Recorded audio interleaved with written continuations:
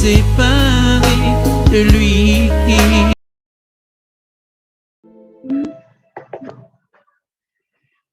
Alors, bienvenue, bienvenue, bienvenue. Je suis encore une fois heureuse.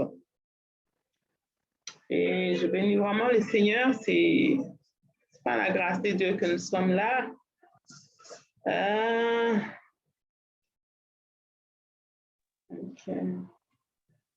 Kidia aujourd'hui. Ah, c'est ce que j'allais dire aussi. Kidia jusqu'à break the mood.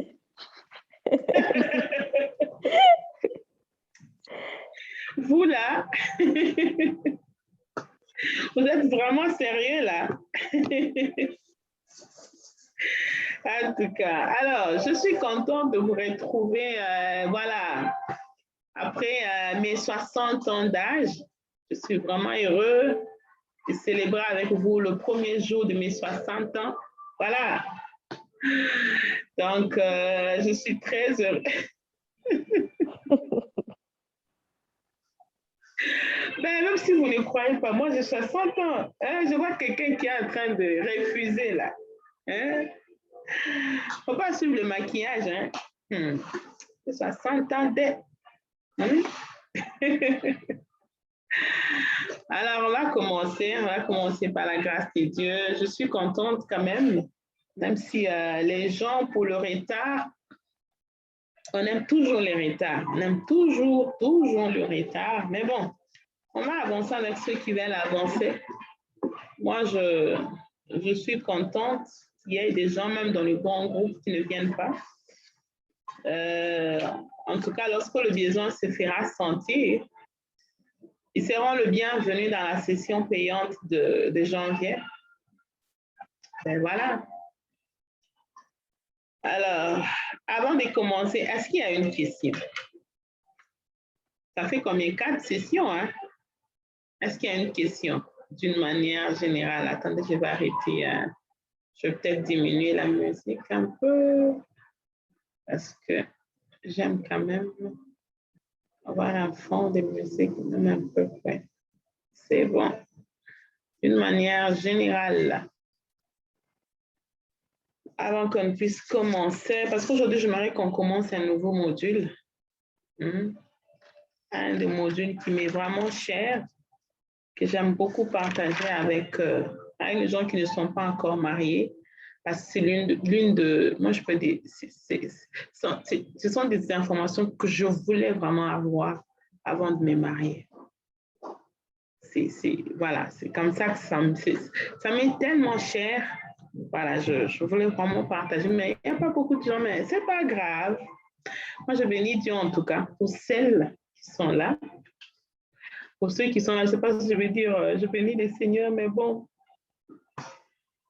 Là, ce que je comprends, en fait, c'est qu'on aime beaucoup quand on te dit, viens, on va prier. Si tu prends rendez-vous avec quelqu'un, viens, on va prier. La personne va respecter les rendez-vous.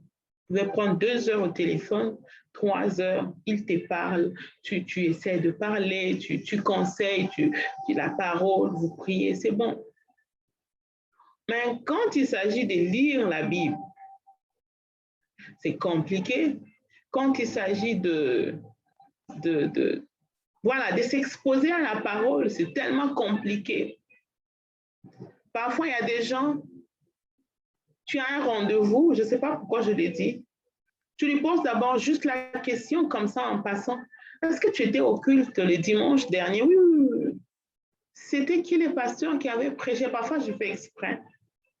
Tel pasteur, comment il était habillé? Il va te décrire comme ça. Est-ce qu'il était avec sa femme? Oui. J'ai la main dans des émotions, voilà, dans tous les sens, les sentiments.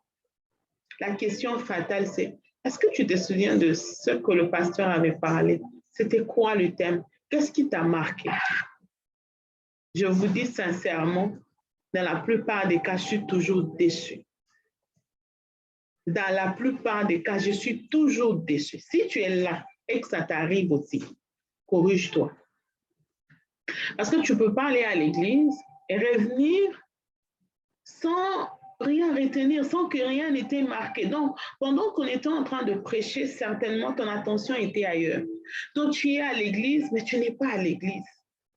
Écoute, la Bible dit, hein, dans leur détresse, le Seigneur envoya la parole.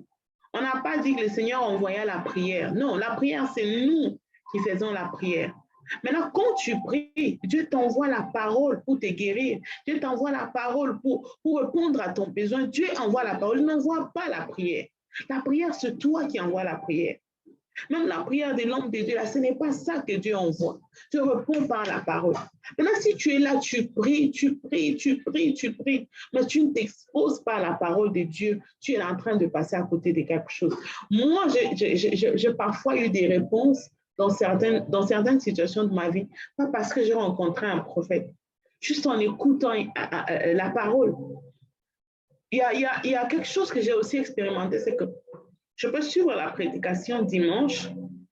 Si je suis cette prédication, je ne sais pas si ça se dit resuivre, ça même plus de 3-4 fois. Rassurez-vous, chaque fois que je suis bénie différemment. Il y a toujours une nouvelle portion de réma que je reçois. La même parole, je vous dis. Le même prédicateur, le même thème, la même prédication que je suivis, je la reçus encore pour la deuxième, troisième fois. Et chaque fois que je suis ça, en tout cas, je suis toujours bénie. Je suis toujours bénie, il y a toujours une nouvelle portion. Alors, la seule chose que j'ai compris, c'est que l'être humain, on aime, voilà, tout ce qui est beaucoup plus sensationnel et voilà, ce qui touche à notre âme, qui nous fait plaisir. Alors ça, on est vraiment, vraiment attaché. Mais quand on parle de la parole, on n'aime pas aller chercher la parole. Ceux qui sont dans le grand groupe ici savent, il y a à peu près 75 personnes. Maintenant, imaginez-vous ces 75 personnes. Comment je peux faire pour avoir des rendez-vous avec tout le monde? Il y en a qui sont déçus. Je vous l'ai dit. Il y en a qui sont déçus, qui considèrent que, voilà, j'ai privilégié peut-être certaines personnes ou alors on donne parfois les rendez-vous, on ne respecte pas. La vérité, c'est que, comme je le disais l'autre fois, si tu as au moins un secrétaire, un assistant, sincèrement, ça aide beaucoup. Ça aide beaucoup. Mais moi, je n'en ai pas. Je n'ai pas encore la possibilité d'en trouver un ou une. Donc, vous pouvez comprendre que la meilleure façon ou la bonne façon, moi, je peux dire, la meilleure façon de communiquer, c'est la grâce que l'on veut communiquer de la part de Dieu, c'est en étant ensemble. Mais apparemment, les gens aiment toujours qu'on lui donne une certaine... Tu ne veux pas utiliser le mot importance, mais qu'on soit toujours dans le particularité, voilà, tout le monde est là-bas, et puis tu reviens. Parfois, il y a certains, je commence à répondre même certaines choses qu'on a eues dans la formation. Je me dis, mais attends, oh non, mais est-ce que vous n'avez pas la vidéo comme ça, vous nous envoyez même la vidéo? Non. Donc, c'est un peu ça, mais bon, on continue avec ceux qui veulent continuer. Je ne veux pas dire que je vais punir les gens dans les grands groupes du genre, certains rendez-vous, je ne réponds pas. Mais c'est quand même pesant pour moi de toujours revenir sur la même chose. Au lieu de prendre une rencontre de 20 minutes, tu te retrouves à faire une rencontre de 2 heures. Parce que tu reprends les choses que tu as déjà dit, que tu as déjà parlé dans la formation qui est pourtant offerte, qui est gratuite. Si on avait dit moyennement même $1, on allait nous rappeler comment c'est quoi ça que vous avez reçu gratuitement, donné gratuitement. Maintenant qu'on en est là, ben voilà. Donc c'est un peu ça. Mais bon, on bénit le Seigneur, on est ensemble et on va continuer. On ne va pas perdre du temps sur ça. Alors, je vais parler juste un tout petit peu de la dernière partie qui nous restait pour commencer le module du jour.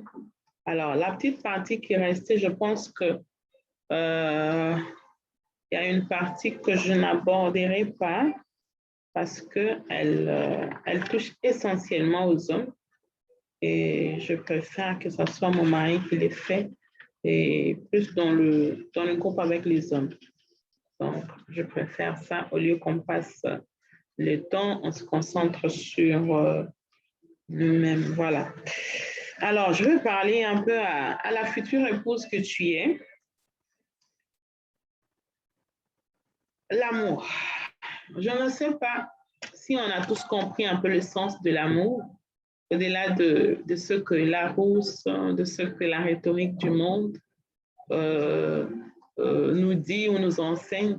On peut voir que ça va au-delà de ce qu'on connaît, des sentiments et autres. On ne va pas revenir sur ça. Mais j'aimerais revenir sur une seule chose très importante, c'est que lorsque, en tant que fille aujourd'hui, tu acceptes de devenir épouse de quelqu'un, sache que, premièrement, tu acceptes de respecter d'abord le principe divin. Je préfère que cela vienne en premier, de respecter d'abord le principe divin qui vont avec la barque dans laquelle tu t'amènes. Dans cette barque-là, quand tu acceptes de devenir femme, épouse au foyer, il y a des principes que tu dois respecter en tant que femme. Deuxièmement, il y a aussi le fait qu'il y a des responsabilités que tu dois porter. Ça, je veux vraiment insister sur ça. Il y a des responsabilités que tu dois porter. Alors, les responsabilités là sont non négociables. On ne les négocie pas. Tu deviens épouse, il y a des principes, il y a des règles à respecter. Troisièmement, ou deuxièmement, je veux dire, il y a des responsabilités que tu dois porter. Alors, cela se traduit dans le fait que dans la vie de tout le jour, avec ton futur époux, tu dois toujours te poser la question de savoir quels sont les principes qui sont liés à mon statut. Quelles sont les règles qui sont liées à mon statut? Est-ce que je marche dans ces règles ou pas? Donnez-moi juste 10 secondes. Il y a quelque chose?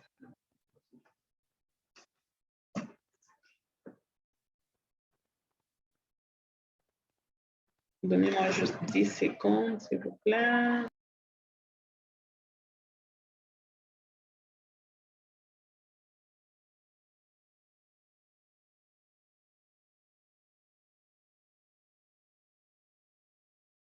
En tout cas, j'ai une urgence. Donnez-moi juste 10-15 secondes. Je reviens. Je ne traîne pas.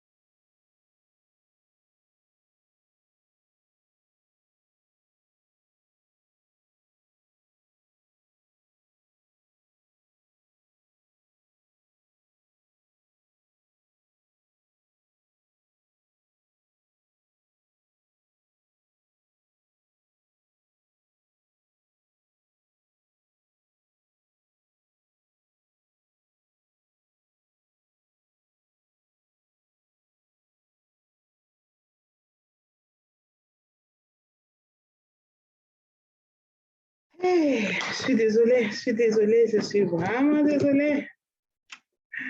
Je suis là. OK. Merci pour la patience. Alors, on va continuer. Voilà. Alors, j'étais en train de dire que quand vous acceptez de devenir épouse, ça veut dire que vous acceptez aussi les responsabilités qui vont avec. Alors, cela se traduit dans le fait que chaque jour, dans votre nouvelle vie, vous devez vous poser la question de savoir, est-ce que je suis consciente de principes et de règles et je marche dedans ou pas. Ça n'a rien à voir avec votre époux. Ça n'a rien à voir avec lui. Tout a à voir avec vous. Parce que parfois, on fait d'amalgame, on se dit, ah, parce que lui ne fait pas ça, alors pourquoi moi je ferais ça? C'est toujours, voilà, c'est toujours, moi je peux dire, une ligne un peu, parfois toujours franchissable par le commun des mortels que nous sommes. Alors, pourquoi moi je ferais ça pendant que lui ne fait pas ça, pendant que ceci? On se cherche toujours de raisons, voilà, pour arriver à ne pas rester dans le principe. Mais ce principe, ça a tout à voir avec toi. Et quand tu marches dans ce principe, ne regarde pas d'abord ce que ton mari est en train de faire ou non. Regarde toi et Dieu. Parce que quand on s'engage, c'est vrai, il y a le témoin autour de nous, famille, tout ce qu'on veut. Mais au-delà de tout, on répond directement à Dieu. Nous ne sommes pas en train d'accomplir comment je peux dire, nous ne sommes pas en train d'accomplir un projet d'un homme. Non, ce n'est pas une initiative qu'un homme a créée. Non, nous sommes en train de répondre à l'appel de Dieu. Il a trouvé qu'il était bon que l'homme ne soit pas seul. Il a trouvé qu'il était bon qu'il y ait une famille. Il a trouvé qu'il était bon qu'il y ait un lieu qu'on appelle voilà, famille où on peut avoir des enfants, on peut avoir papa, maman, et c'est lui qui a établi l'ordre qui aujourd'hui pose de problèmes. Et je veux en venir à cet ordre-là. L'homme est le chef de la famille, et puis la femme, elle est quoi? Et voilà. Et surtout, quand on parle de ce principe majeur dans la famille, qui est celui de la femme qui doit être soumise à son mari. En tout cas, on en a vu de toutes les couleurs. Il y en a qui nous disent, moi, je ne suis pas concernée, ça ne me regarde pas. On ne peut pas me dire d'être soumise à un homme, ça veut dire être esclave. Non, attendez. Dieu n'est pas fou pour dire qu'il nous a sauvés, il nous a rendus libres et désormais nous sommes enfants de Dieu en Christ pour nous prendre encore, nous, ses enfants, nous rendre encore esclaves de quelqu'un. Non. Ça, c'est comme si Dieu plaçait maintenant l'homme comme étant le Dieu de la femme. Non, ce n'est pas ça. Dieu est jaloux. Il reste seul sur son trône. Il n'y a pas d'amalgame là-dessus. Il reste seul sur son trône, mais il y a l'ordre qui doit être respecté. Et cet ordre-là, c'est comme on le dit, c'est vraiment, ça permet à ce qu'il y ait de l'ordre. Imaginez-vous une entreprise où il n'y a pas de directeur, il n'y a pas de chef, ben nous travaillons. Écoutez, qui va faire respecter le principe? Qui va faire respecter les principes? Je sais qu'on va en venir au point où, et si l'homme ne connaît pas le Seigneur, et si l'homme n'est pas responsable, et si l'homme, c'est ce que je venais de vous dire. Si on s'en tient à ce que l'homme ne passe ceci, l'homme ne fait pas ceci, on ne va pas respecter le principe divin. On ne va pas respecter la parole de Dieu. On va prendre le manuel, carrément, on les déchire, on fait quoi? On s'écrit son propre manuel. Si l'homme ne respecte pas, est-ce que la parole te dit toi aussi de ne pas respecter? Le salut est individuel. Moi, je l'ai toujours dit, il y en a qui ne verront pas les cieux. C'est peut-être extrémiste, mais je suis convaincue qu'il y en a qui ne verront pas les cieux juste parce qu'ils ont saboté l'institution divine. Puisqu'ils ont saboté ça, il y en a qui ne verront pas. Parce que ça va avec l'obéissance, ça va avec le respect, ça va avec l'honneur qu'on a pour Dieu. Il prend tout son temps, il trouve le cadre idéal, c'est ça, c'est ceci, et il établit l'ordre. Toi, tu amènes un autre ordre qui fait qu'il y a carrément les désordres. Ça veut dire que tu es carrément un trouble fait. Tu vas amener même les désordres dans les cieux. Non, Dieu est très intelligent. Hein? Dieu est très intelligent. Quand il regarde que ton cœur ne répond pas au cœur des enfants dont il a besoin, il ne va pas t'amener au ciel. Là-bas, c'est précieux. C'est très précieux là-bas. On ne peut pas amener n'importe qui là-bas. Comme ça, non, on ne va pas avoir encore une deuxième rébellion. Non, on ne va pas avoir une deuxième rébellion. Il n'y en a qu'une seule et il n'y en aura plus jamais. C'est la seule. Et si tu n'as pas été capable d'avoir la paix chez toi, d'en donner aux autres, qu'est-ce qui prouve que quand tu iras dans les cieux, tu iras rester en paix? Non, tu seras toujours un trouble fait. Donc, parfois, il faut aussi regarder à soi-même, pas seulement regarder aux autres, c'est dire non, il n'a pas fait ceci. Non, quand tu te mets à juger l'autre, pose-toi la question, est-ce que toi-même, si Dieu revenait, toi-même, tu es vraiment bien avec toi-même? On peut te placer, prendre le miroir, la parole de Dieu, et puis tu te retrouves, tu es fier de te regarder. C'est ça tout le problème. Donc, quand on fait appel à la soumission dans le mariage, ce n'est pas pour diminuer la femme, non. Moi, j'aime toujours le dire, et je le dirai toujours très haut. Je suis soumise à mon mari. Je suis soumise à mon mari. Je le serai, je le resterai jusqu'à la fin des temps, jusqu'à ce que Christ revienne. Et j'en suis fière. En fait, il y a aussi la manière de comprendre les choses. Moi j'ai envie de vous dire, découpons ces mots soumission en deux.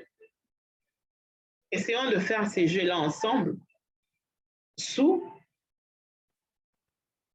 et puis mission. Donc, il y a une mission et puis, vous comprenez, non? Donc, l'idée ici, ce n'est même pas de, comme on est en train de péjorer, je ne sais pas si ça peut se dire, amener une image péjorative de quoi? De la soumission. Non, non. La soumission, c'est en quelque sorte, elle est comme une protection. En réalité, écoute, l'homme nous protège, hein? Dans beaucoup de cas, en tout cas, je me suis toujours sentie sécurisée et c'est les gars qui prennent les coups. Je préfère, en tout cas, si on reprend là, je serai toujours la femme. On me pose la question, tu veux être la femme ou bien l'homme? Je serai toujours la femme. Parce que ce n'est pas une petite responsabilité, c'est une grande responsabilité. C'est pourquoi je vais te dire que quand tu seras marié, sois la première intercesseur de ton mari, même si c'est l'homme le plus bon de la terre, même si c'est un pasteur, même si c'est un ange descendu du ciel, prie pour lui. Sois son intercesseur. Parce que tu n'as aucune idée de ce que pèse cette responsabilité-là. C'est tellement stressant. Je vais vous faire une confidence. Lorsqu'on commence à préparer le processus de mariage, on n'a pas encore fait les coutumiers ou quoi, voilà. À un moment donné, bon, ça, moi, je ne savais pas, c'est mon pasteur qui me l'a dit. Et puis après, j'ai dû confirmer. Je commençais à avoir des réticences. Mon fiancé commençait à être un peu réticent. Je dis, mais qu'est-ce qui se passe? Pourquoi? Comme si la personne ne voulait plus y aller. Et je me souviens à l'époque, moi, j'étais vraiment énervée, j'étais fâchée. J'ai dit, mais écoute, je ne suis pas en train de te forcer là. Si tu trouves que ça ne va pas, ben, on arrête. Il ne faut pas aller dire aux autres qui ne sont pas là. Hein. Ça, c'est un peu... Voilà. Alors, quand le pasteur apprend qu'on s'est disputé, il m'appelle. Non, écoute, tu sais, moi, je ne vois pas pourquoi il t'a fait part de ces sentiments-là. Ce n'est pas réellement qu'il est en train de douter de toi ou il ne veut pas, non. Ces sentiments, moi, je l'ai connu. Tout homme, quand ce moment-là approche, parfois on a peur. On a la peur de la responsabilité qui va désormais peser sur nos épaules. Et on se dit, est-ce que je serai capable? Est-ce que je serai capable? Et c'est toutes ces questions-là qui, quand elles remplissent vraiment comment je peux dire, remplissent vraiment les cœurs, elles se transforment sous forme d'hésitation. Donc, tu commences à te dire, mais est-ce que c'est la bonne décision qu'il fallait prendre? Est-ce que c'est le moment? Est-ce que je devais vraiment aller tout de suite, tout de suite? Est-ce que tu te poses tellement de questions, tu te dis, et si on retardait encore un peu les choses? En fait, ce sentiment-là, ça n'a rien à voir avec la peur, comme je l'ai dit. C'est tout simplement humain parce qu'il y a cette pression-là qui commence à peser sur la personne. Avant, c'était un enfant chez ses parents. Il était aussi pris en charge. Quand il y a un problème, il se tourne vers sa maman, vers son papa. Il s'est dit, mais ben voilà, je suis malade, mais désormais, il n'y aura pas que moi.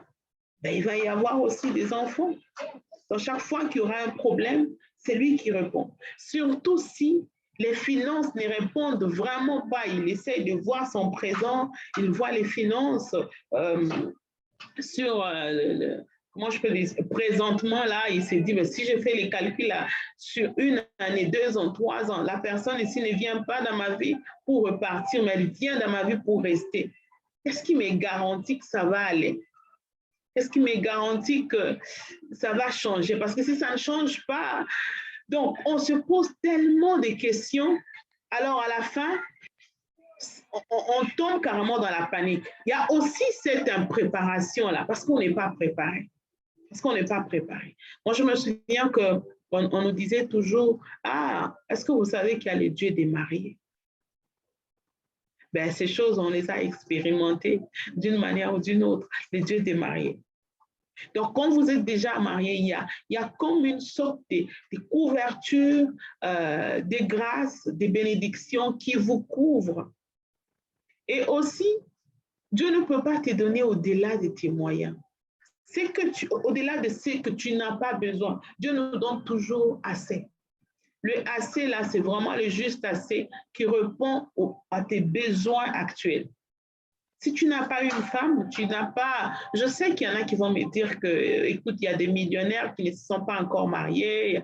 Oui, ça va au cas par cas. Mais quand on se retrouve dans une situation, on se pose tant de questions comme ça, et qu'on sent qu'on est prêt et que c'est la bonne personne, la réalité de la peur tombe. Ça vient vraiment et voilà, on l'expérimente, mais ce n'est pas la fin du monde.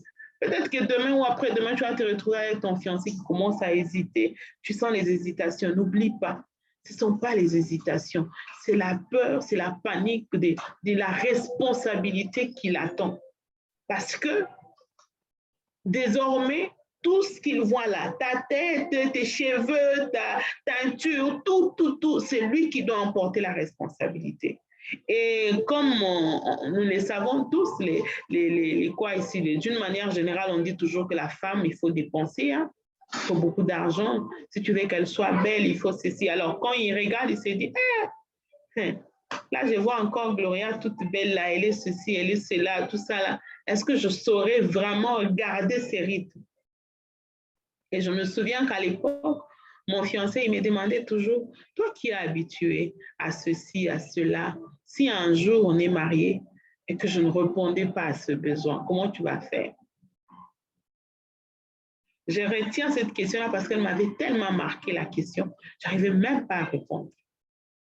Et figurez-vous qu'on avait à l'époque, il était le seul qui travaillait, il avait un salaire de $250. Et là, on venait de faire un mariage des rêves pour ma mère qui s'était impliquée pour elle, les dépenses, elle s'en foutait éperdument. Ma première fille se marie. Et là, j'ai mon fiancé qui gagne $250. Il me dit, alors on va trouver la maison de combien? On a fait la folie, on a trouvé la maison de combien? $150. Non, c'était juste la grâce de Dieu. Alors, vous vous retrouvez comme ça, vous dites, mais attends, avec ça, tu penses qu'on va tenir, me poser des questions, tu es sûr? Parfois, c'est mon assurance à moi et ma détermination qui les rendait aussi forts, qui fortifiait aussi sa foi. Il pouvait se dire, oui, on peut y aller, oui, je peux le faire, oui, je suis capable. Donc, si j'avais carrément décidé de me dire, ah non, alors je laisse tomber, donc c'est pour vous montrer à quel point, quand ils décident d'entrer dans le mariage, cette pression-là, elle monte. Et quand ils sont déjà dans le mariage, ça monte encore plus. Parce que c'est au jour le jour, pour un rien, chérie. Donc, c'est lui qui doit répondre à tout. Donc, c'est une grande responsabilité. Il y a des moments où il peut comme ça se retrouver je peux même dire dépressif, tu ne dois pas te rendre compte. Pourquoi? Parce que peut-être la situation, surtout quand vous êtes en train de rencontrer une situation financière compliquée, c'est l'homme qui en prend le coup. Parce qu'il sent que sa fierté et son orgueil est mis en mal.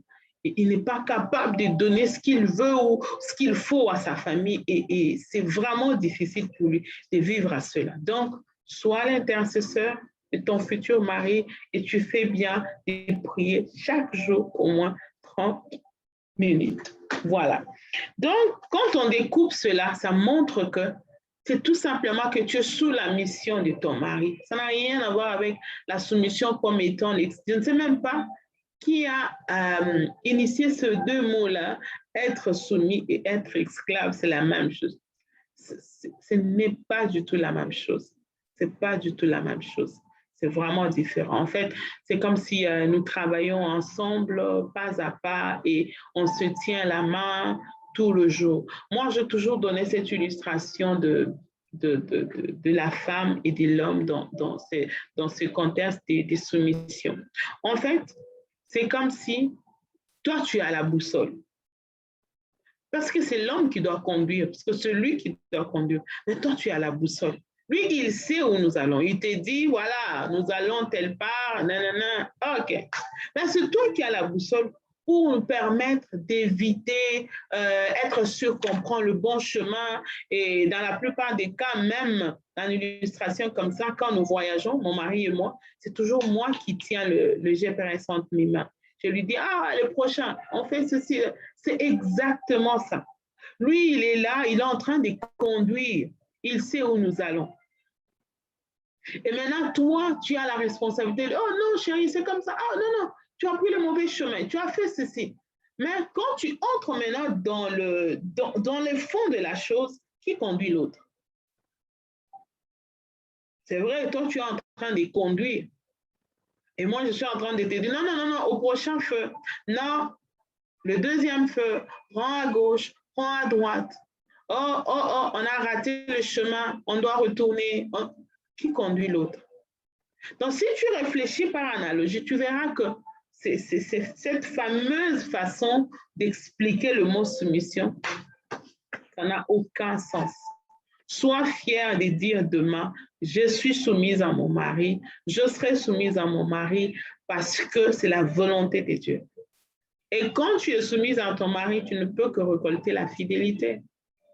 Et moi, je ne suis pas en train de parler ici de la fidélité seulement dans le sens que vous connaissez, de l'homme qui sort, qui va chercher des maîtresses. Non, la fidélité dans le mariage, ça va au-delà de ça.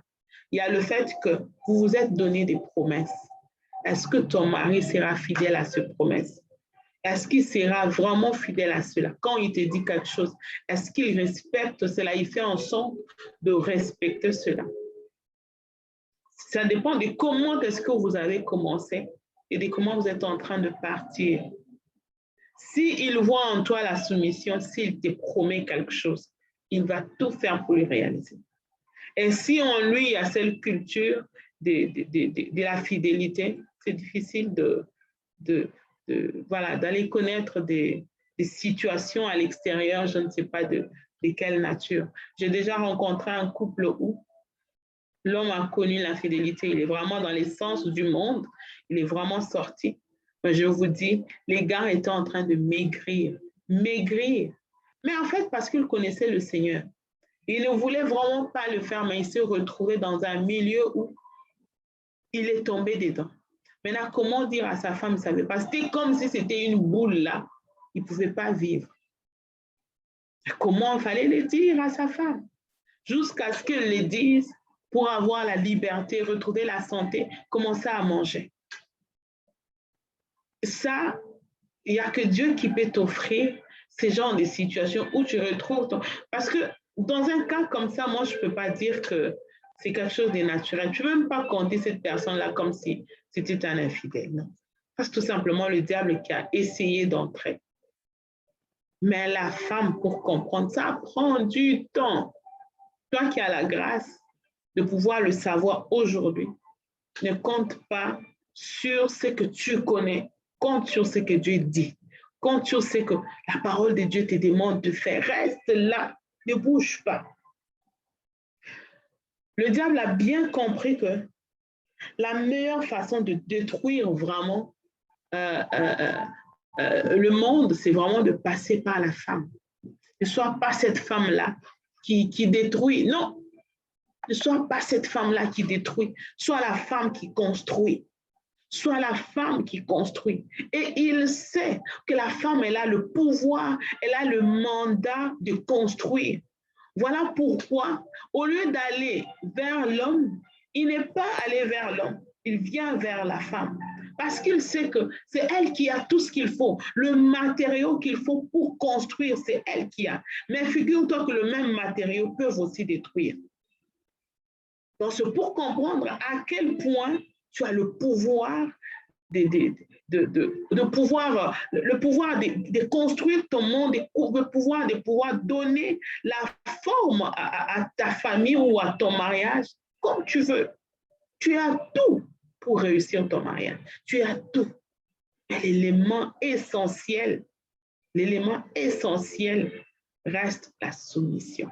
Si tu es soumise à ton mari, les portes vont s'ouvrir. Les portes de son cœur seront ouvertes pour toi. Vous n'avez aucune idée. Une femme soumise à son mari, qui respecte son mari, qui honore son mari, non. Même le diable ne peut pas. Il ne peut pas. Et c'est Dieu seul qui s'en charge. Il te prend, il te dépose dans le cœur de ton mari. Et tu ne vas même pas t'en rendre compte. Tu vas te poser la question, mais comment il est aussi amoureux de moi comme ça? Ce que je vous dis là, moi, parfois, je me pose des questions, je me dis, hey, j'entendais les gens dire 10 ans de mariage, voilà, 15 ans de mariage, ça devient boring, comme on le dit. Mais ce n'est pas ce que je dis. Hein. On a combien? On va avoir 12 ans de mariage. J'ai comme l'impression qu'on venait de se marier hier.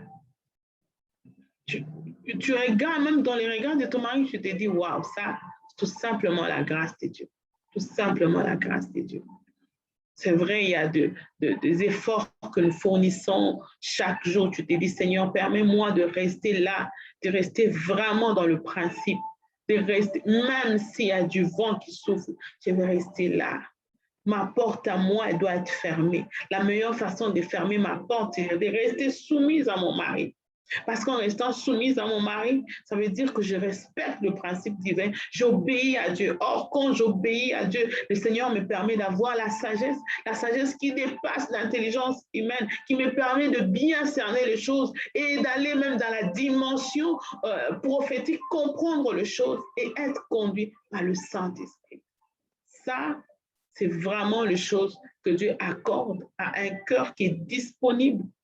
Ne regarde pas au fait que je suis belle, parce que parfois, il y a aussi c'est très mal dans tout ça. C'est comme si je me sens utilisée par quelqu'un qui avait peut-être déjà son plan. Et voilà, ça fait quand même mal. Donc, je voulais vous partager mon inquiétude par rapport à ça. C'est pas ça notre sujet. C'était un peu ça. Alors, compassion, je voulais parler de la compassion, mais je vais garder la compassion.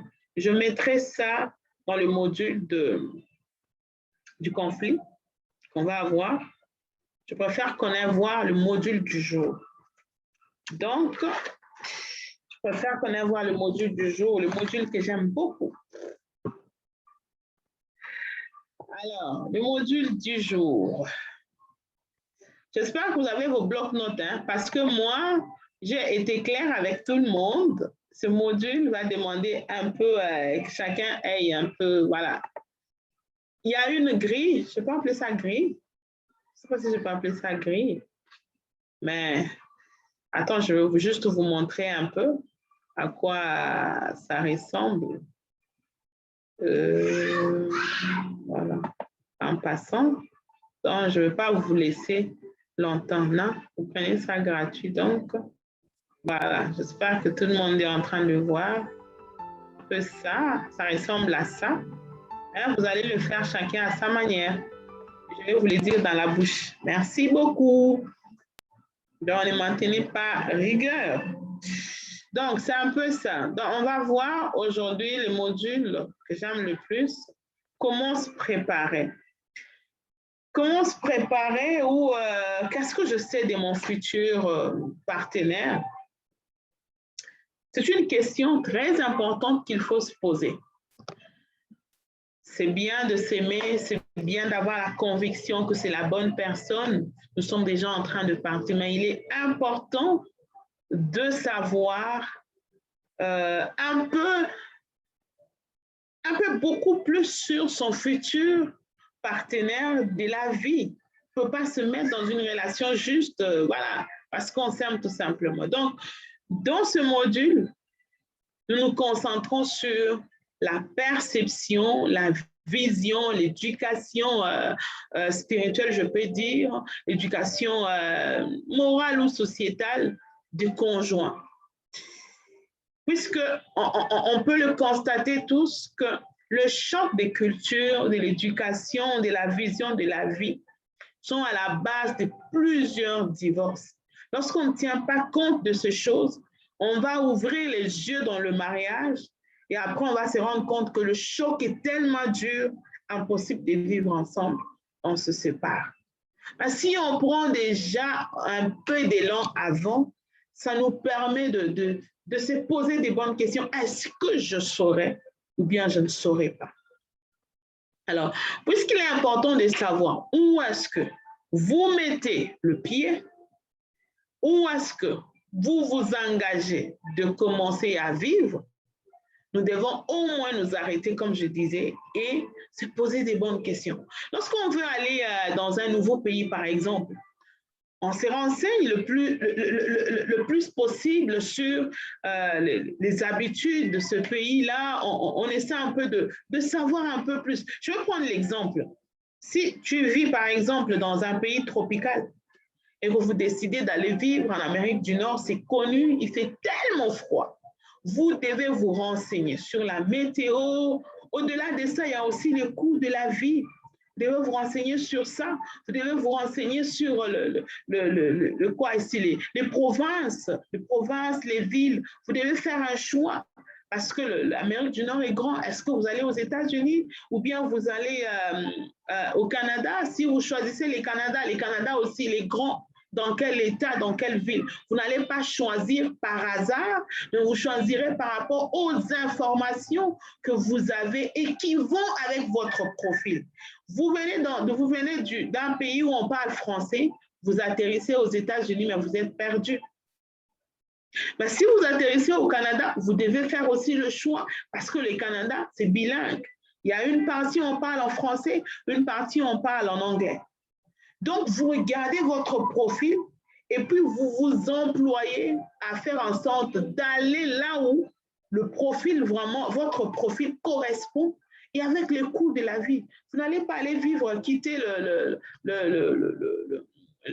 l'Afrique avec un salaire minimum et puis vous vous dites, je vais aller vivre à Las Vegas, mais vous avez un problème là. Donc, votre minimum là ne peut servir que pour le restaurant. Donc, allez-y comprendre que tu ne peux pas t'engager juste comme ça par hasard sans tenir compte des informations autour et dans quoi tu es en train de te lancer. Donc, vous chercherez des informations vraiment liées à vos intérêts, à vos attentes, à tout ce qui va avec vous. Donc, quand vous possédez aussi votre destinée maritale, considérez cela comme un nouveau départ dans un nouveau pays que vous ne connaissez pas. La seule chose qui peut vous éviter toute possibilité d'être surpris par la culture, habitude de votre nouvelle vie ou du nouveau pays, c'est s'informer davantage. J'ai quitté au pays, c'était au mois de février, mais en arrivant ici, c'était le moment où il fait extrêmement froid. Et je suis arrivée dans la période où il faisait moins 45 degrés. Et mon mari était très inquiet. Il me disait, mais pourquoi vous avez choisi de venir en ce moment? Je vous ai demandé d'être là au mois de décembre. Moi, si je voulais faire certaines choses, hein, voilà. Mais je vous dis, depuis le pays, j'étais habillée déjà comme si, voilà, je partais déjà à la guerre parce que j'avais déjà l'information. Si je ne me suis pas informée, je viendrai, voilà. J'avais rencontré une femme un peu vieille qui était habillée en pagne. Non, elle était en robe ou en panne, je ne me souviens pas, mais c'était un peu l'une des choses.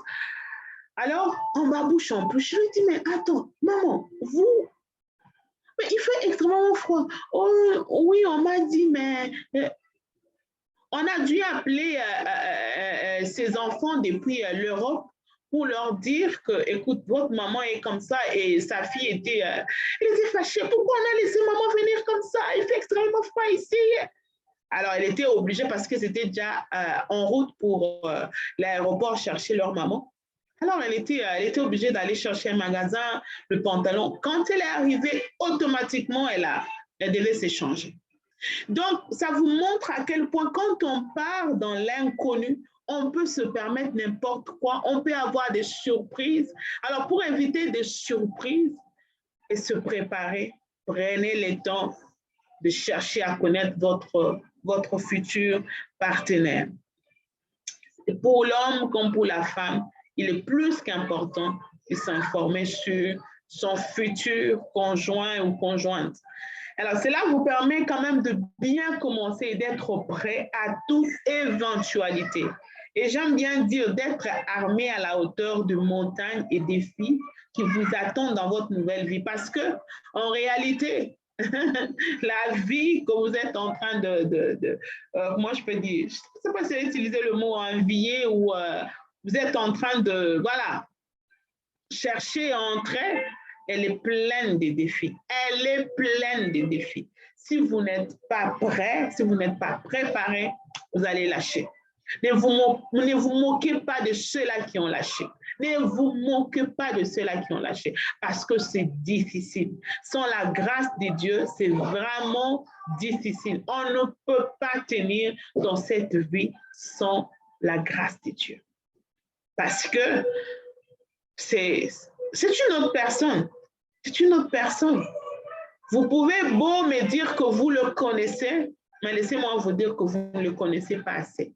Même si on vous donne 40 ans de fiançailles, je suis désolée de vous dire que vous n'allez jamais vous connaître, jamais assez pour vivre, parce que le vivre ensemble, c'est autre chose, c'est autre chose.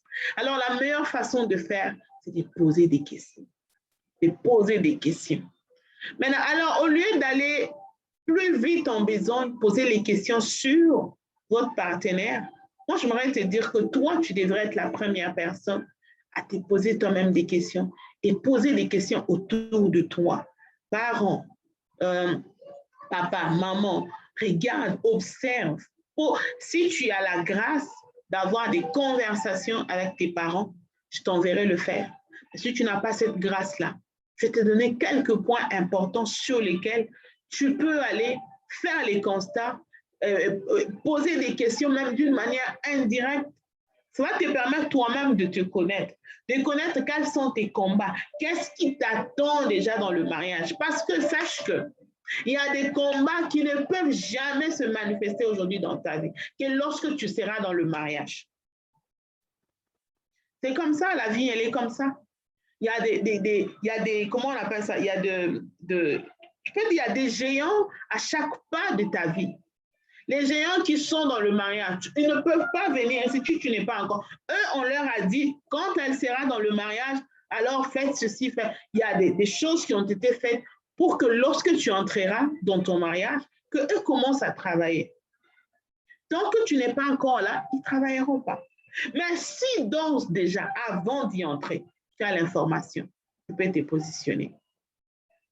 Il y a un passage que j'ai beaucoup aimé qui venait vraiment comme appui par rapport à cette pensée que le Saint-Esprit avait placée en moi. C'est le passage de Néhémie 1, je crois 1 à 7. Oui, c'est ça. Le passage de Néhémie 1, le chapitre 1er, verset 1 jusqu'à 7. Alors, ce passage nous révèle quoi? Néhémie, quand bien même il était élevé ou il avait un poste un peu élevé aux côtés du roi.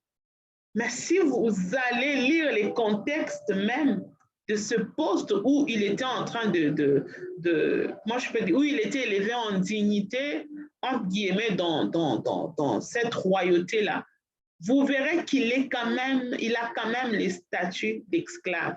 Même si il est esclave d'une manière un peu, je peux dire, un esclave particulier, différent des autres. Parce que si vous lisez ce passage, vous verrez que Néhémie n'avait pas le droit de se déplacer, même pour aller dans sa famille. Il n'avait pas le droit. Il n'avait vraiment pas le droit. Alors, il voulait savoir où est-ce qu'il en était, qu'est-ce qu'il en était de sa famille, de ses frères qui étaient restés en exil. Et lorsqu'il demande le sort de ceux qui sont à Jérusalem, qui étaient exilés, il a alors compris qu'il y avait un problème, qu'il est touché, pas seulement lui, mais toute la famille. Parce que même ceux qui ont échappé, qui sont restés, finalement, même eux aussi, leur vie n'est pas bonne. Ils n'ont pas eu une bonne vie. Alors, la réponse de ses frères lui ont permis de comprendre où est-ce qu'il en était et de formuler des prières claires pour lui et pour sa famille.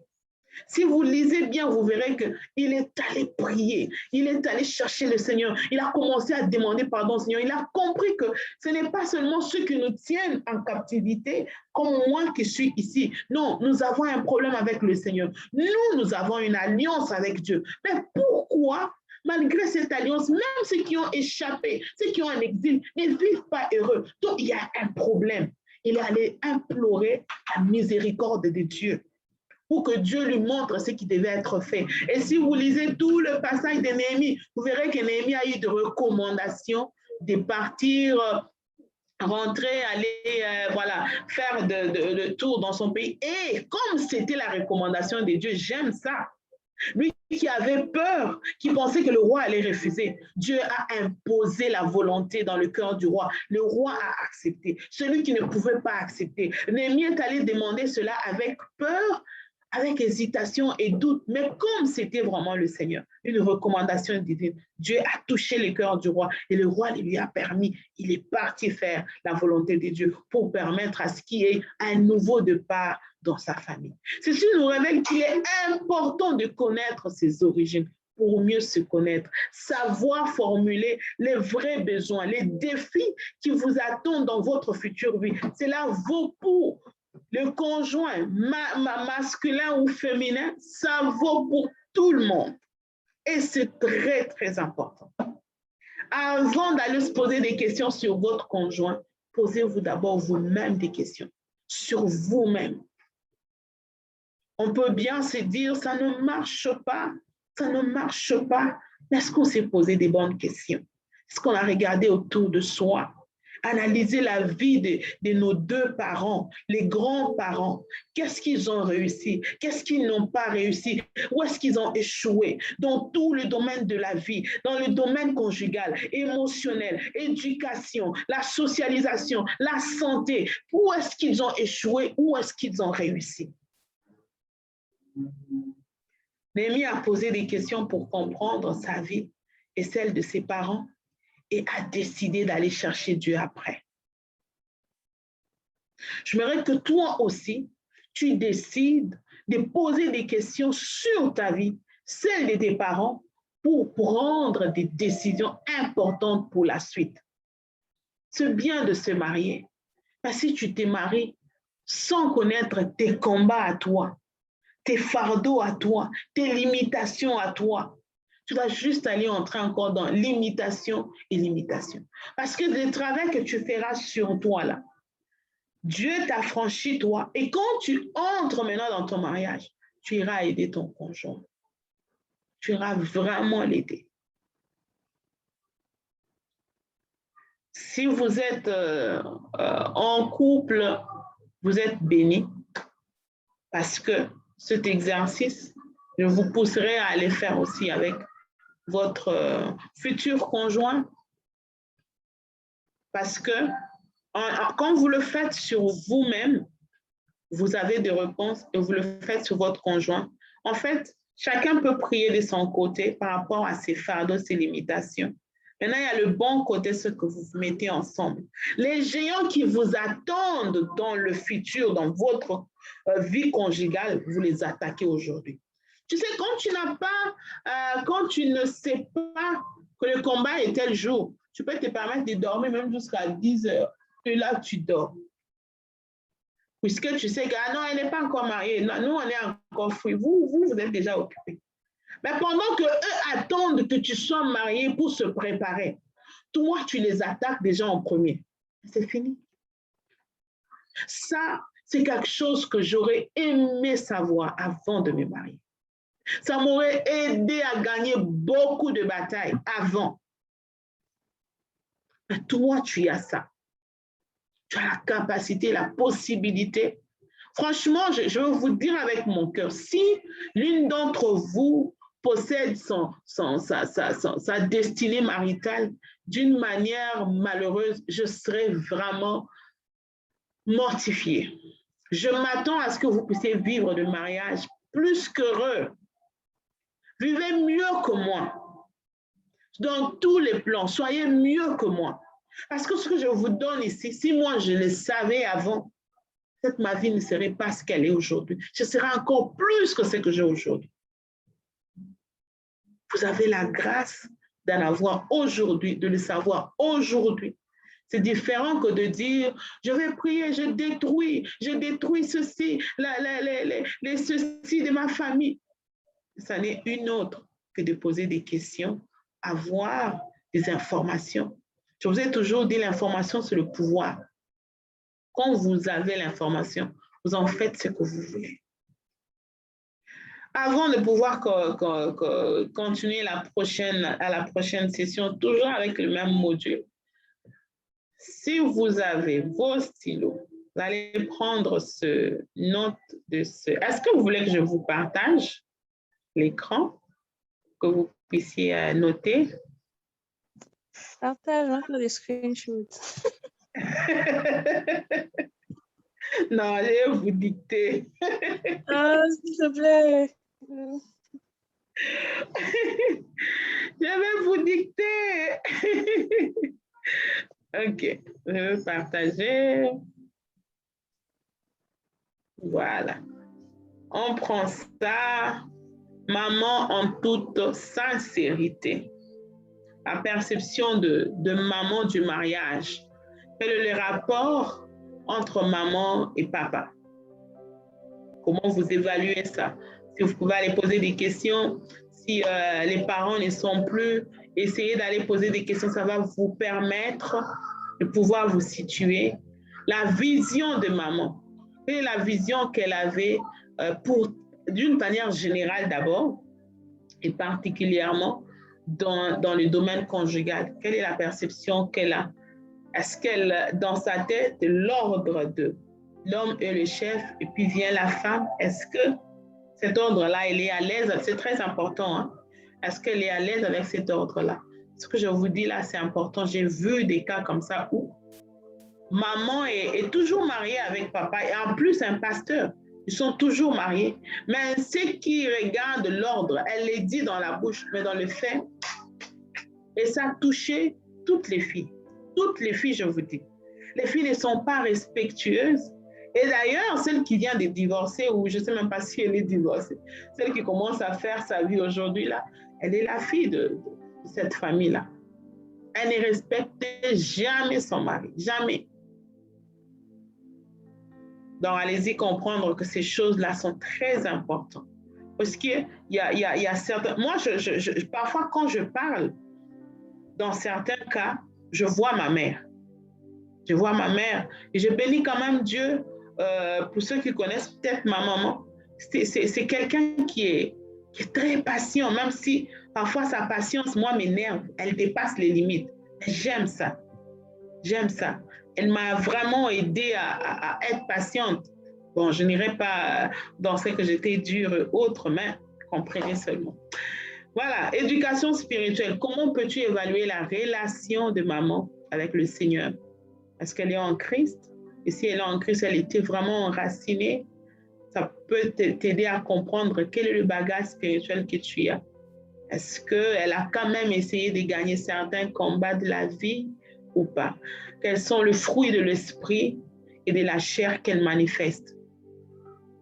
Éducation morale et civique. Qu'est-ce que son entourage dit d'elle? Comment vit-elle avec papa, son mari au quotidien? Est-ce qu'ils sont toujours ensemble? Comment ils vivent? S'ils sont ensemble, quelle est la qualité de la vie? S'ils sont séparés, comment est cette relation-là, même s'ils sont séparés? Et si jamais ils sont séparés, pourquoi ils se sont séparés? Très important. Pourquoi ils se sont séparés? Je sais qu'il y a des familles où le parent ne veut pas que les enfants sachent. Mais laissez-moi vous dire, si vous avez déjà plus de 18 ans, c'est votre droit. Vous devez savoir. Parce que ces choses vous suivront. Vous devez savoir pour arriver à appeler les chats par son nom et le détruire. Quel type de relation a-t-elle avec sa belle famille? Très important. Très, très important. Parce que ça va te poursuivre sans le savoir. C'est que en fait, on ne devient que ce que l'on mange, ce que l'on reçoit. Ce n'est pas forcément qu'elle te dit deviens comme moi. Non, tu vas te retrouver en train de réagir comme elle. Si elle ne respectait pas sa belle maman, sache que tu le veuilles ou pas, tu ne respecteras pas ta belle maman. Ça, je te dis, c'est d'expérience que je te dis. Tu ne la respecteras pas. Si elle ne respectait pas ses beaux-frères, si elle n'est pas quelqu'un qui partage, un jour ou l'autre, tu verras en toi qu'il y a au moins ces signaux-là de quelqu'un qui ne partage pas. Réussite ou échec? Est-ce qu'elle a réussi son mariage? Et qu'est-ce que vous allez dire de finances, dans l'éducation des enfants? Qu'est-ce qui s'est infiltré? Est-ce qu'elle est heureuse de l'éducation de ses enfants? Et dans le ministère, est-ce qu'elle a donné quand même du temps pour le ministère? A-t-elle servi le Seigneur ou pas? Et ça vaut aussi pour papa. Chaque fois, demande son conseil et écris-le soigneusement. Si tu as la grâce, en tout cas, de pouvoir parler avec ta maman ou ton papa, dans chaque cas, surtout les cas où tu sens que lui n'a pas réussi, parle avec lui, pose-lui des questions, dis-lui comment moi je peux faire pour réussir. C'est vrai, c'est encore de conseils, on va dire, d'une manière naturelle, mais son expérience-là peut aussi te servir. Il y a des choses que moi, ma mère m'a dit, ne fais pas ce que moi je fais. Ne fais pas ceci, ne fais pas cela. Je bénis Dieu parce que c'est vraiment resté en moi. Beaucoup de choses sont restées en moi. Surtout sur le plan ministériel. Elle m'a beaucoup conseillé sur le plan ministériel. Regarde ce que moi je fais, regarde ceci, mes erreurs sont celles-ci. Ne répète pas mes erreurs. Et chaque fois où je vois même un petit signe de ce que ma mère m'avait dit, je m'élève, je prie. Je refuse ça. Je refuse. Donc, c'est un peu ça. Et on va s'arrêter là pour aujourd'hui. Je peux arrêter le partage, non? Okay. Non, je laisse. C'est juste cette partie. Est-ce qu'il y a d'autres exercices qui s'en viennent? Oui, on aura d'autres exercices la semaine prochaine et l'autre semaine là. Désolée pour mon français québécois. Est-ce qu'il y a des exercices qui viennent? Dans le même bateau. Je suis sûre que les gens se sont dit, mais c'est en venir, ça veut dire quoi? Ah, je te dis. Comprenez-nous. Ça s'en vient. On va pas tout voir aujourd'hui. Non, il est 18h15 chez moi. Non, mais ça, c'est trop intéressant.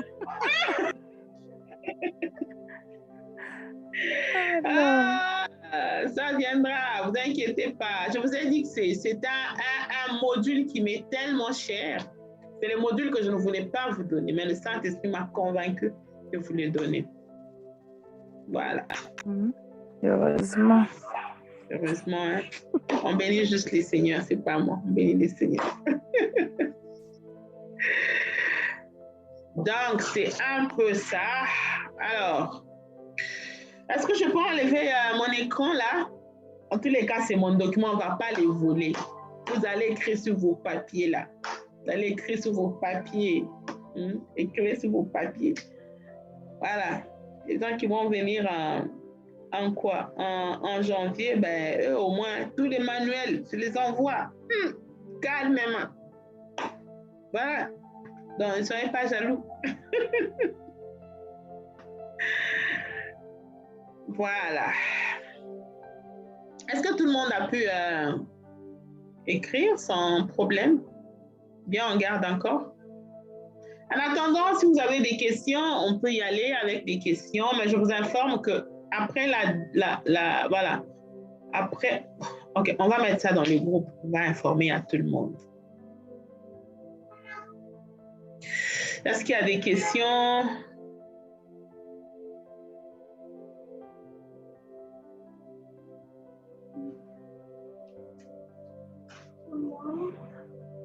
I'm working.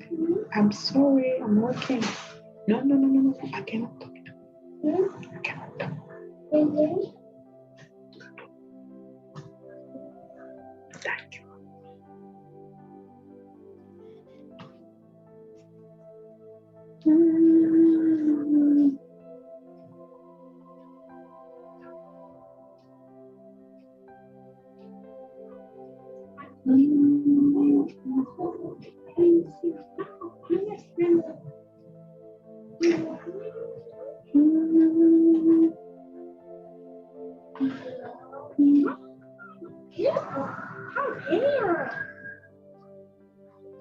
Il y a quelqu'un qui... Ah, Marlène, tu es là?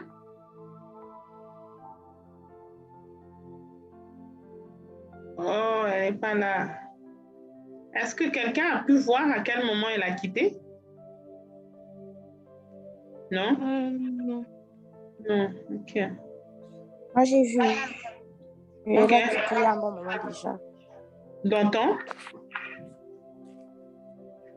20 minutes, 30 minutes, Elle a c'est ça? quitté à un bon moment déjà, oui.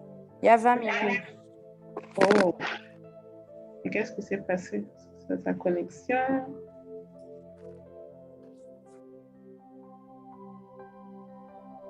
Maman, est-ce que je peux peut-être la mer?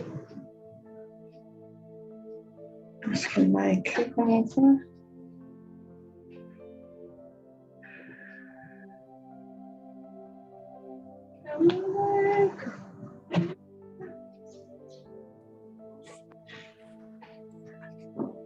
Oui, je voulais poser une question.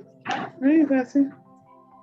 Ces sites, ce que vous avez affiché maintenant, ça, ce sont des questions normalement qu'on doit se poser nous-mêmes et poser aux parents. Par exemple, moi, en tant que fille, je pose à maman pour qu'elle me renseigne sur son parcours et les choses que je dois éviter si j'en ai la possibilité. Et les questions que, par exemple, voilà, pour l'homme, par exemple, vous avez mis ça la prochaine fois ou maintenant? Oui, ça va venir, t'inquiète, ça va venir. Ah, ok. Ouais, non, je ne vais pas monter, c'est bon. Aujourd'hui. Non. Ça s'arrête là aujourd'hui. Ça va venir. Les questions pour l'homme, il y a aussi un manuel pour ça. Ouais. Ok. Et si on ne connaît pas l'homme, on fait comment?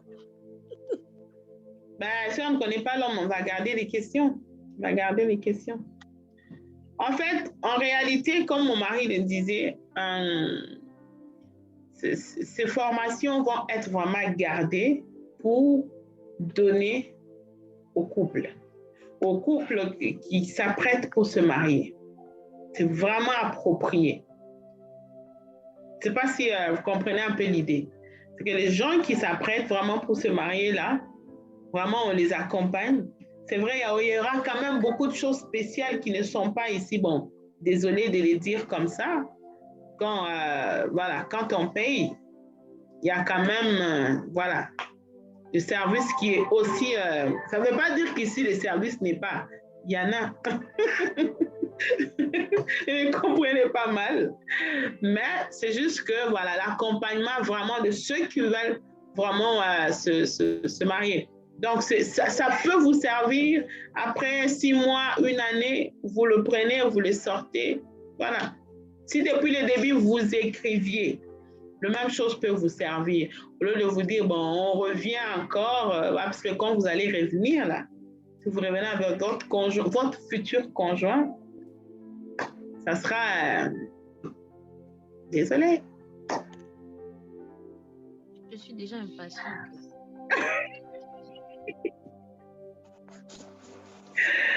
Ah, c'est vraiment ça.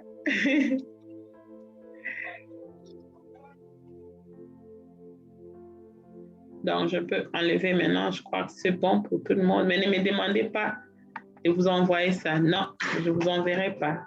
Non. Voilà. Donc, soyez un peu gentils aussi. Alors, est-ce qu'il y avait des questions? On va demander au Saint-Esprit. On connaît encore de la stratégie. Non, le Saint-Esprit a déjà fait au moins, il a fait un grand pas. Hein? Il a fait un grand pas, il a dit non, il faut tout donner, il faut tout donner. Et puis on donne tout, c'est tout. Hein? Quand même. Est-ce qu'il y avait une question avant qu'on puisse prier pour la fin? Est-ce que quelqu'un sait? Je t'aime beaucoup. Hein? Quelle surprise! Amazon. Hey, Amazon, tu regardes comme ça. Toi, tu es juste terrible, toi. Là. En plus, tu as appelé mon mari.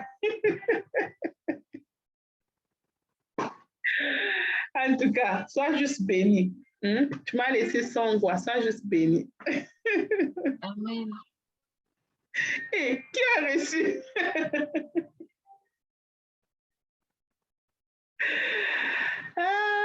En tout cas, on va prier. On va prier pour la fin. En tout cas, je bénis Dieu. En tout cas, je nous encourage de faire cela. C'est ce que je vous demande de faire. Là, nous l'avons fait avec mon mari. Je vous dis, ça paye. Ça paye en tout cas. Ça paye. Vous allez être surpris des résultats et de certains rêves que vous allez commencer à faire. C'est vraiment... vraiment merveilleux. On va élever nos voix, on va bénir le Seigneur, on va rendre grâce à Dieu pour ces temps que nous avons eu ensemble. Je me dérange. Nous allons bénir le Seigneur pour ces temps que nous avons eu ensemble, pour tout ce que le Saint-Esprit de Dieu nous a permis de pouvoir avoir et recevoir de lui. Que Dieu vraiment nous aide à comprendre ces choses au-delà des mots qui ont été prononcés ici. Alors, on va élever nos voix, Seigneur, nous sommes reconnaissants. Nous sommes reconnaissants et nous te disons merci. Nous te rendons les actions des grâces, toi le Dieu de gloire, toi le Dieu de puissance, toi le Dieu qui est élevé au-dessus de toutes choses. Merci, Saint-Esprit de Dieu. Merci pour ta grâce. Merci pour ton amour. Merci pour chacune des paroles, Seigneur, que tu as prononcées, que tu nous as envoyées, Seigneur. Et nous croyons, Seigneur, que ces paroles vont nous aider. Ces paroles, Seigneur, vont nous instruire. Ces paroles vont changer nos vies, Seigneur, à tout jamais. Nous sommes justes, Seigneur, éblouis. Étonné, Seigneur, par ce que tu es en train de faire, par ce que tu dis de faire pour nous et par ce que nous allons vivre. Nous te disons merci, Seigneur. Nous te rendons les multiples actions de grâce, nos louanges, Seigneur, à son roi, oh Charakabaseteribo, Mare Masaka Yanderebo Sataraba, Sa Majesté le roi de gloire, Sa Majesté Jésus le Christ, Sa Majesté celui qui est élevé au-dessus de toutes choses. Père, mon cœur est rempli de joie ce soir, puisque le sang de Jésus a coulé, puisque le sang de Jésus parle à notre faveur, puisque le sang de Jésus parle à notre faveur jour après jour. Et ton amour, Seigneur, qui est si continuel dans notre vie, ta bonté, Seigneur, qui ne s'épuise point. Merci, Père. Merci, Seigneur. Amène-nous, Seigneur, là où tu veux que nous puissions aller. Nous voulons, Seigneur, posséder, Seigneur, nos destinées maritales, pas comme les autres, mais par la grâce de Dieu, tout en étant, Seigneur, informés, en possédant, Seigneur, cela. Nous voulons le faire dans la gloire de Dieu. Nous voulons le faire dans la volonté de Dieu. Nous voulons le faire, Seigneur, tout en ayant les contours, Seigneur, nécessaires de tout ce qui nous attend. Que le montagne, le défi qui nous attendent, Seigneur, ne puisse pas prendre les dessus sur nous, mais que nous puissions prendre les dessus, Seigneur, sur le montagne qui nous attendent. Gloire, louange à Jésus le Christ, dans le nom puissant de Jésus. Amen. Amen. Que Dieu nous bénisse. Bonne soirée. Merci. Merci pareillement. Merci. Alors, je suis toujours disponible, même si ces derniers temps c'est compliqué, mais je suis toujours disponible. Je suis toujours disponible. Toujours disponible. Compliqué, oui. Je suis là. Coucou, Greg.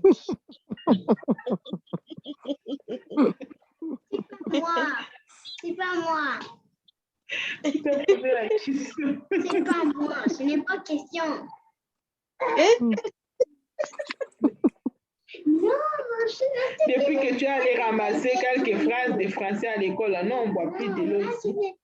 L'anniversaire. L'anniversaire. Et puis tu les parles même à l'envers. Non, on est l'anniversaire. Faut attendre que les Français se posent bien dans ta tête, n'est-ce pas?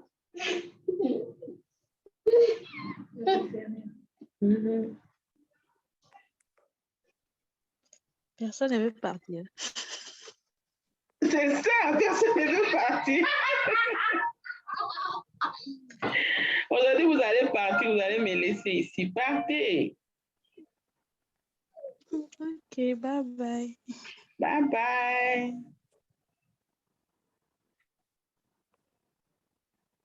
Bye bye. Je vous aime bien. Voilà. Qu'est-ce que tu avais quelque chose à dire? Non, hein? Non, rien à dire. Bien reçu. J'ai juste hâte des prochaines séances. Ok. J'ai trop hâte. Ça va arriver bientôt, t'inquiète. Ça va arriver bientôt. Très vite. Ce sont des bonnes clés, en tout cas, qu'on ignore. Ouais, c'est ça. Ce sont les choses qui aident en tout cas. Et nous, on a vu l'expérience de ces choses-là, mon mari et moi. Et je crois, en tout cas, comme je disais, je suis vraiment fâchée contre le Saint-Esprit, contre Dieu. Pourquoi moi, je n'ai pas découvert ça avant? Mais bon, on bénit Dieu, en tout cas, vous êtes bénis. Alors, profitez-en. Montez, allez chercher les informations, ça va vraiment changer votre vie. Je peux prendre l'exemple d'une maman qui a la facilité d'insulter ses enfants. Si vous lui posez des questions, elle a certainement des raisons qu'elle va vous dire. Mais puisque vous avez écrit cette chose-là, le jour où dans votre bouche, il va sortir même, regarde la tête à ton fils, tu vas te souvenir, j'ai vu ça dans ma mère, je pense que l'esprit là est en train de revenir. Tu vas tout faire pour arrêter ça. Non seulement dans la prière, mais aussi toi-même en conscience, tu vas te refuser de faire ça. C'est en fait ça la conscience de ces choses, la différence que ça amène quand on a la conscience de ces choses. Non seulement on prie, mais on lutte aussi. Parce qu'il y a, comme l'apôtre Paul l'a dit, les changements de l'intelligence. C'est très important. On peut croire que Christ est mort, il m'a sauvé.